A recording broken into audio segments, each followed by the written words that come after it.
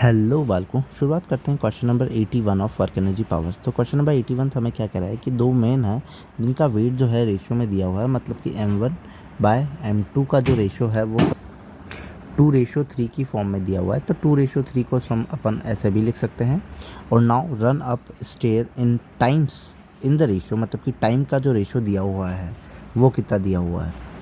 तो उसको T1/T2 लिख करके अपन 5/9 भी लिख सकते हैं, जो कि 5:9 की फॉर्म में है। सो अब अपन को मास के अंदर और फिर टाइम के अंदर रेशियो चाहिए और पावर के बारे में बात करनी है कि P1 और P2 जो होगा वो क्या होगा। सो पावर को एक्चुअली अपन क्या लिख सकते हैं। सो पावर जो होती है वो क्या हो जाएगा, वर्क अपॉन टाइम आ जाएगा। और वर्क को अगर अपन ओपन करेंगे तो F.S और T हो जाएगा। तो यहाँ पे F को भी ओपन करूँ तो MA हो जाएगा। तो मतलब कि ये प्रोपोर्शनलिटी क्राइटेरिया है, तो ऐसा अपने पास में कोई क्वांटिटी नहीं है, तो अपन M और T को ले सकते हैं। मतलब कि पावर जो है डायरेक्टली प्रोपोर्शनल है मास के और इन्वर्सली प्रोपोर्शनल टाइम है। तो P1 लिखूँगा तो M1/T1 लिखूँगा और P2 लिखूँगा तो M2/T2 लिखूँगा। M1 जो दिया हुआ है वो 2 दिया हुआ है और T1 जो दिया हुआ है वो 5 दिया हुआ है। M2 जो है वो हमारा हो जाएगा 3 एंड T2 जो हो जाएगा वो हमारा हो जाएगा 9।